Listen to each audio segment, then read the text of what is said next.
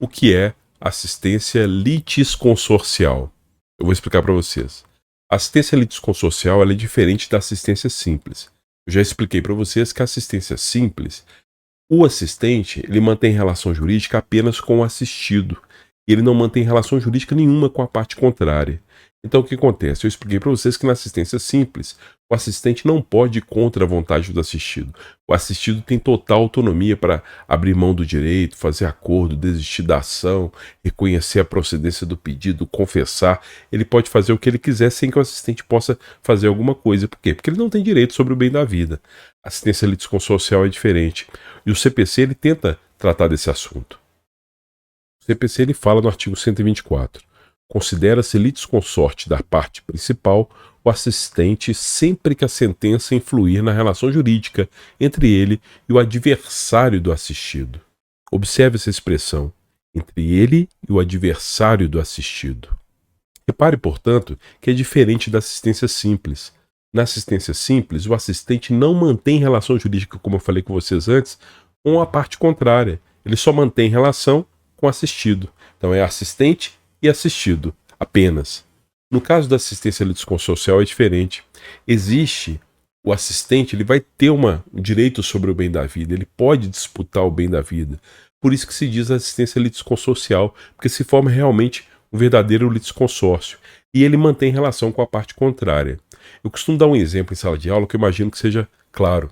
Eu falo o seguinte, imagine lá que você tem uma herança. Você tem um monte mor, né? Que é aquele conjunto de bens deixados pelo decujus, pelo autor da herança.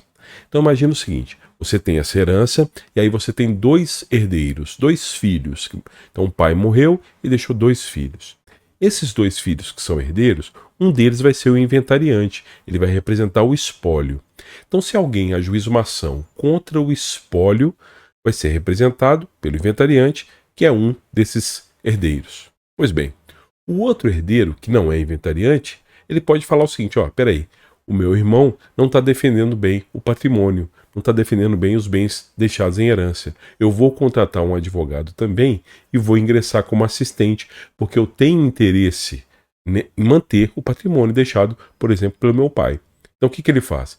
Ele contrata um advogado e ingressa como assistente.